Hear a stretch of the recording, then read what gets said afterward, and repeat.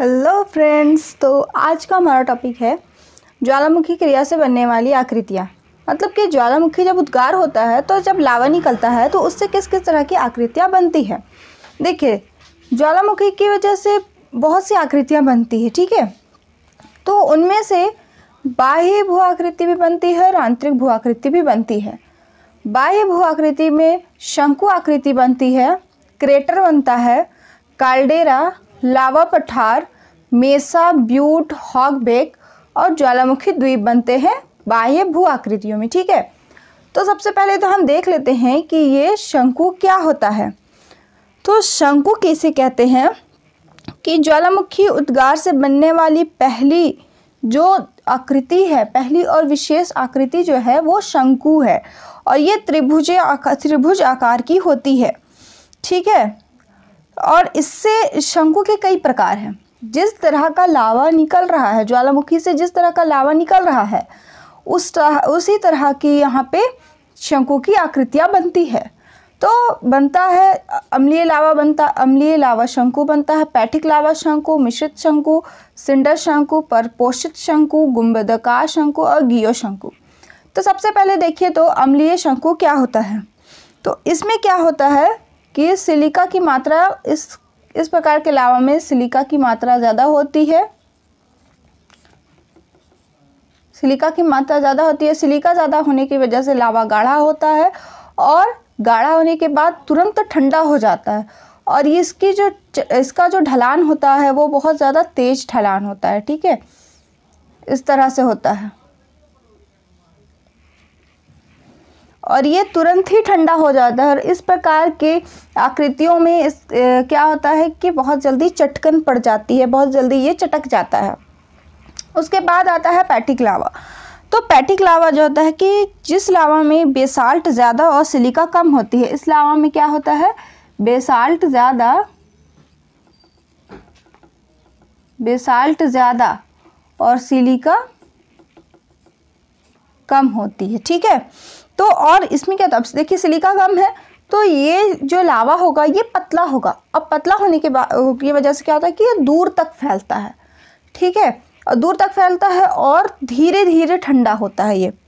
तो इस वजह से क्या, इसका आकार जो रहता है वो शील्ड की तरह रहता है। इस तरह से ये बनता है कुछ,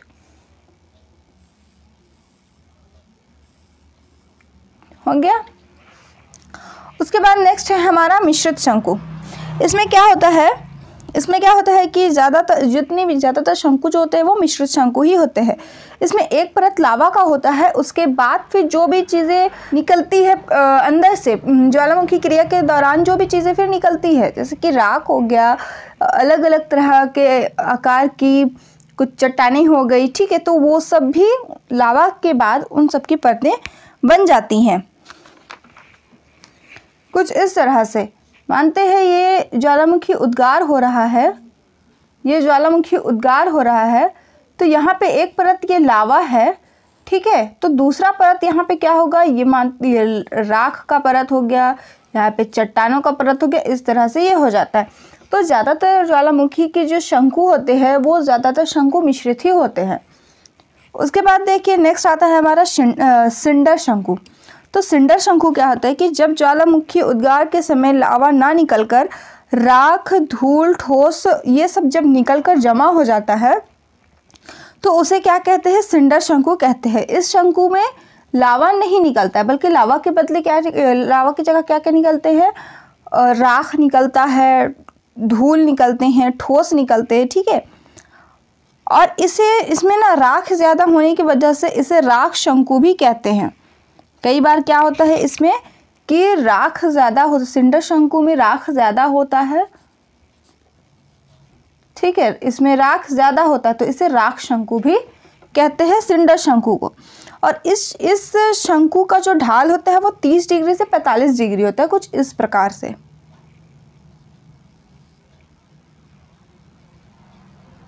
ठीक है। इसका जो ढाल होता है वो कितना होता है, 30 डिग्री से लगभग 45 डिग्री होता है इसका ढाल। अब देखिए, और इसका जो काल्डेरा होता है वो चौड़ा होता है इसका काल्डेरा कैसा होता है, चौड़ा होता है। नेक्स्ट है हमारा परपोषित शंकु। परपोषित शंकु में क्या होता है, इसे प्राश्रित शंकु भी कहते हैं। परपोषित शंकु को प्राश्रित शंकु भी कहते हैं, प्राश्रित शंकु, ठीक है। क्योंकि इसका जो विकास होता है कि अगर जहाँ से जो ज्वालामुखी नली जो होती है, जैसे ये नली है ज्वालामुखी, तो ये बंद हो गई, तो इसके बंद होने की वजह से इधर इधर कहीं कहीं पे दरारें पड़ जाती है। उन दरारों से जब लावा और अन्य पदार्थ बाहर निकलने लगते हैं तो उसे कहते हैं परपोषित शंकु या प्राश्रित शंकु। उसके बाद देखिए गुंबदाकार शंकु। कभी कभी क्या होता है कि लावा अधिक गाढ़ा नहीं, जब लावा बहुत ज़्यादा गाढ़ा नहीं होता है तो अपने मुंह के चारों ओर निकलकर गुंबद की तरह इकट्ठा हो जाता है। इस तरह से ये कुछ गुंबद की तरह इकट्ठा हो जाता है अपने मुंह के चारों ओर, तो इसे कहते हैं गुंबदाकार शंकु। उसके बाद है गियो शंकु। तो ये क्या होता है कि सपाट शीर्ष वाला जो जब जल के अंदर, जब समुद्र में जब ज्वालामुखी विस्फोट होता है तो उस टाइम पे क्या होता है, जो सपाट मतलब सीधा शीर्ष वाला, जो बिल्कुल सीधा शीर्ष वाला जो शंकु बनता है, और ये कहाँ रहता है, गियो शंकु कहाँ रहता है, महासागरों में रहता है, ठीक है। और ऐसी शंकु जो होती है ये महासागरों पर होने वाले उद्गारों से निर्मित होता है ये गियो शंकु। और इस शंकु का जो शीर्ष है वो और लहरें जो होती है वो इसके शीर्ष को अपर्दित कर देती है, क्योंकि इसका जो शीर्ष होता है वो काफ़ी ऊंचा रहता है, ठीक है। ये बिल्कुल ऐसा सीधा शीर्ष होता है, तो जो महासागरों में जो लहरें उठती हैं वो इसके शीर्ष को क्या करती है, अपर्दित कर देती है। तो ये था शंकु। अब क्रेटर क्या होता है, तो ज्वालामुखी शंकु के ऊपरी या शीर्ष भाग पर धंसाव या विस्फोट की वजह से कोई बहुत बड़ा गड्ढा बन जाता है, और वो गड्ढा क्या कहलाता है, क्रेटर कहलाता है। जब ज्वालामुखी विस्फोट हो रहा है, ठीक है, तो यहाँ पे एक बहुत बड़ा सा गड्ढा बन जाएगा। इस गड्ढा को क्या कहते हैं, क्रेटर, ठीक है। और ये क्या होता है, एक वृत्ताकार होता है, ये गोल होता है, और इसका व्यास जो होता है ये लगभग 800 मीटर से, इसका व्यास जो होता है वो 800 मीटर से कुछ किलोमीटर तक होता है, ठीक है। कुछ किलोमीटर तक, कि कितना रहता है वो कंफर्म नहीं है, बट कुछ किलोमीटर तक रहता है। और इसकी जो गहराई होती है वो लगभग 150 मीटर से 900 मीटर तक होती है। इसकी गहराई कितनी होती है, लगभग 150 मीटर से 900 मीटर तक होती है। जब कोई बड़ा क्रेटर, जैसे ये क्रेटर, ये बड़ा क्रेटर बन गया, ठीक है, तब इसमें क्या होता है, बहुत छोटे छोटे शंकु बन जाते हैं, और उन शंकुओं में छोटे छोटे और भी क्रेटर बन जाते हैं। अच्छा, इसे घोंसलाकार विवर भी कहते हैं। इस क्रेटर को क्या, घोंसलाकार विवर भी कहते हैं। और जो शांत ज्वालामुखी होते हैं उसके मुंह में या क्रेटर में पानी भर जाने की वजह से वहाँ झील बन जाता है, तो उस झील को क्या कहते हैं, क्रेटर झील। जो भी शांत ज्वालामुखी होता है तो उसके क्रेटर में जब पानी भर जाता है तो पानी भरने की वजह से क्या होता है कि वहाँ झील बन जाता है, तो उस झील को कहते हैं क्रेटर झील। इस झील को क्या कहते हैं, क्रेटर झील। और इसकी ये जो क्रेटर है, ठीक है, इसकी जो दीवारें होती है वो लगभग 1000 मीटर तक ऊंची होती है। इसकी दीवारें कितनी मीटर, 1000 मीटर तक ऊंची होती हैं लगभग। अब नेक्स्ट है हमारा, देखिए, काल्डेरा। जब बहुत भयंकर जब विस्फोट होता है, ज्वालामुखी विस्फोट होता है, तो उस टाइम पे क्या होता है कि इसका जो ये मुंह होता है ये उड़ जाता है, ठीक है। तो उड़ने के बाद क्या होता है, या फिर निमज्जन हो जाता है या धंसाव हो जाता है, ये धंसाव हो जाता है तो उसमें और भी बड़ा गड्ढा बन जाता है और बड़ा वृत्त बन जाता है, तो उस वृत्त को क्या कहते हैं, काल्डेरा कहते हैं। जब बहुत बड़ा विशाल क्रेटर जब बन जाता है, ये जैसे छोटा क्रेटर है, अब इसमें बहुत भयंकर विस्फोट हुआ तो ये तो हट जाएगा, तो इसमें क्या होगा, एक बड़ा क्रेटर बन जाएगा। तो जो बड़ा क्रेटर बनता है उसे ही कहते हैं काल्डेरा। तो काल्डेरा विशाल कड़ाह जैसा होता है, जैसे आप कड़ाही देखते हैं ना, तो जो काल्डेरा रहता है वो बिल्कुल कड़ाही के जैसा ही होता है। और इसका जो व्यास रहता है वो 8 से 10 किलोमीटर। काल्डेरा का व्यास कितना रहता है, काल्डेरा का व्यास रहता है 8 से 10 किलोमीटर। अब आप सोचिए कि वो कितना बड़ा होगा। अब ये काल्डेरा का एग्जाम्पल है कीनिया का किलिमंजारो ज्वालामुखी, और जापान का अशोक काल्डेरा और पश्चिमी किनारे का काल्डेरा। ठीक है, अब नेक्स्ट है हमारा लावा पठार। लावा पठार क्या होता है कि जब पैठिक या द्रव लावा दरारों से निकलकर बड़े क्षेत्र में फैल जाता है तो इससे क्या होता है कि आसपास का जो जितना भी हिस्सा है वो सब ऊबड़ खाबड़ में लावा जम जाता है। जितना भी आसपास में जो ऊबड़ खाबड़ हिस्सा होगा, ऊंचा नीचे हिस्सा होगा, उन सब में क्या होता है कि लावा भर जाता है। इससे वह सारा ही क्षेत्र क्या होता है कि समतल जैसा हो जाता है। जैसे यहाँ पे ऊबड़ खाबड़ स्थान होगा, ठीक है, इस तरह से ऊबड़ खाबड़ स्थान होगा, यहाँ से लावा निकला, यहाँ से लावा निकल रहा। अब लावा क्या हो रहा है कि इन स्थानों को भी भर रहा है। जैसे कि ऊबड़ खाबड़ ज़मीन रहती है, जगह होता है, तो हम जब पानी भरते हैं तो पानी क्या होगा कि गड्ढे में भी जाएगा। उसी प्रकार क्या हुआ कि लावा भी इसमें गया, तो लावा जब इसमें गया तो इसको बिल्कुल एक समतल सतह के जैसा बना दिया। बिल्कुल ये समतल सतह के जैसा हो जाता है। तो जो निचला भाग होता है उसमें लावा का मैदान और ऊंचाई पर होने वाला लावा का पठार कहते हैं। जब नीचे स्थान में होता है तो उसे लावा का मैदान कहते हैं, और जब यही चीज़ ऊंचे स्थान पे होता है तो इसे लावा का पठार कहते हैं। अब देखिए लावा पठार का एग्जाम्पल है, भारत में जो दक्कन का पठार है वो लावा पठार है, और संयुक्त राज्य अमेरिका में कोलंबिया पठार, और इटली, जापान और आइसलैंड में है लावा मैदान। ठीक है, अब देख लीजिए आता है मेसा, ब्यूट और हॉगबेक।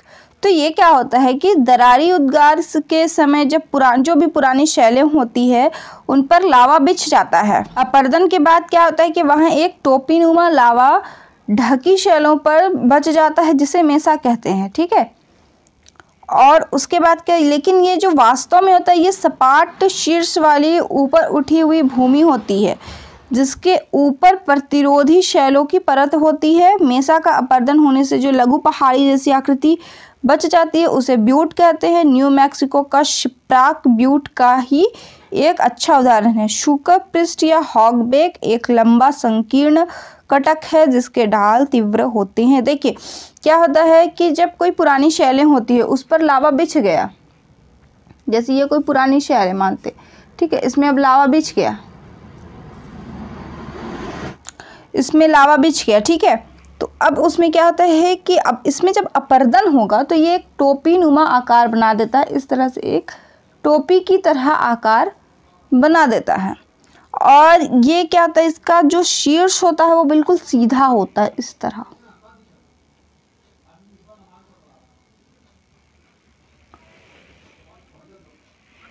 ठीक है, तो और जब ये इसका जब अपर्दन हो जाता है तो ये जब छोटा हो जाता है तो इसे क्या कहते हैं, ब्यूट हो गया। नेक्स्ट है हमारा ज्वालामुखी द्वीप। तो जो ज्वालामुखी द्वीप होता है, जैसे कि जब समुद्र में ज्वालामुखी उद्गार होता है तो उस टाइम पे क्या होता है कि निक्षेपण उसमें बढ़ने लगा। ठीक है, तो समुद्र में वहाँ निक्षेपण होने लगा, तो निक्षेपण होते होते वो क्या होता है, बड़ा हो जाता है, और बड़ा होने के बाद वो क्या होता है, एक द्वीप के रूप में उभर कर आता है। अब हमारा आता है आंतरिक भू आकृतियाँ। अब आंतरिक भू आकृतियाँ क्या क्या होती है, तो एक होता है बैथोलिथ। ठीक है, इसमें भी बहुत सी आकृतियाँ बनती है, batholith, laccolith, phacolith, lopolith, sill, dyke और ज्वालामुखी प्लग। तो बैथोलिथ क्या होता है कि यह जर्मन भाषा है। ठीक है, बैथोलिथ क्या है, जर्मन भाषा, और इसका अर्थ क्या होता है, गहराई। बैथोलिथ का जमाव काफ़ी गहराई पर होता है। ये सब क्या है कि ये अंदर में होता है। ठीक है, यह कभी मैग्मा भंडार का भी भाग रहा होगा, और इसकी जो आकृति होती है वो ऊपर से असमान गुंबद की तरह होती है, और किनारे जो होते हैं वो बहुत गहराई तक चले जाते हैं। इसका जो विस्तार होता है वास्तव में कोई इसका ज्ञान नहीं है। नेक्स्ट है हमारा लैकोलिथ। क्या होता है कि यह भी एक ढाल ही होता है, लेकिन ये परतदार चट्टानों के बीच में पाई जाती है। और जब परतदार चट्टानों में जब दो परतों के बीच में मैग्मा भर जाता है तो वाष्प और गैस की वजह से क्या होता है कि ऊपर की परत गुंबद की तरफ फूल जाती है, और इस प्रकार क्या होता है कि भरे हुए लावा को लैकोलिथ कहते हैं। इसमें क्या होता है कि परतदार चट्टानों के बीच में, दो परतों के बीच में जब लावा इस तरह से भर जाता है, यहाँ पे लावा भर गया है, तो ये ऊपर की जो चट्टान है ये ऊपर उठ जाती है जब यहाँ पे लावा भर जाता है तो ये ऊपर की जो चट्टानें हैं, ये 2 परतें हैं, 2 परतों के बीच में जब लावा भर गया तो जो ऊपर की चट्टान है ये गुंबद की तरह इस तरह से फूल जाती है। ठीक है, तो ये जो भरा हुआ लावा जो होता है इसे ही क्या कहते हैं, लैकोलिथ कहते हैं। नेक्स्ट है हमारा फैकोलिथ। तो यह मोड़दार परतों की अपनति और अभिनति की वजह से होता है। ये मोड़दार परतों के ऊपर उठने या नीचे धंस जाने की वजह से होता है। ये इसकी आकृति कुछ इस तरह से होती है। उसके बाद आता है हमारा लोपोलिथ। तो लोपोलिथ क्या होता है, उद्गार के समय जब लावा धरातल में एक किसी तश्तरी की तरह बिछ जाता है और जमा होकर ठंडा हो जाता है तो उसे लोपोलिथ कहते हैं। ये कुछ इस तरह से होता है। ठीक है, ये लोपोलिथ है। उसके बाद सील है। सील का जो जमाव है वो परतदार चट्टानों में लावा भर जाने की वजह से होता है। सील हमेशा क्षैतिज परत में पाई जाती है। सील जो होती है वो हमेशा किसमें, क्षैतिज परत में। इस तरह की जो परतें होती है क्षैतिज, इस तरह की जो परतें होती है हमेशा सील इसी में पाई जाती है। इसकी गहराई भी कुछ फीट से प्रारंभ होकर सैकड़ों फीट तक चली जाती है।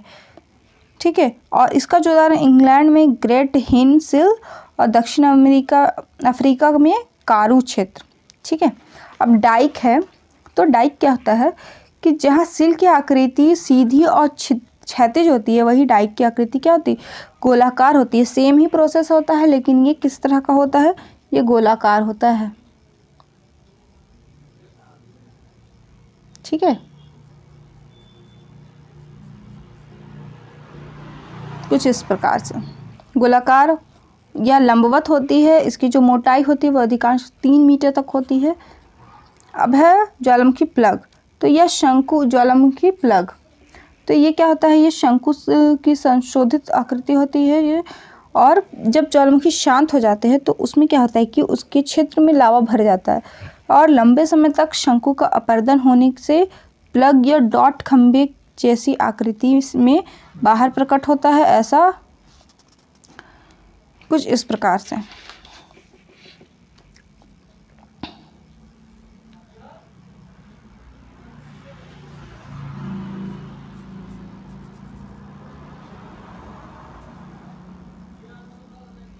ये हो गया हमारा।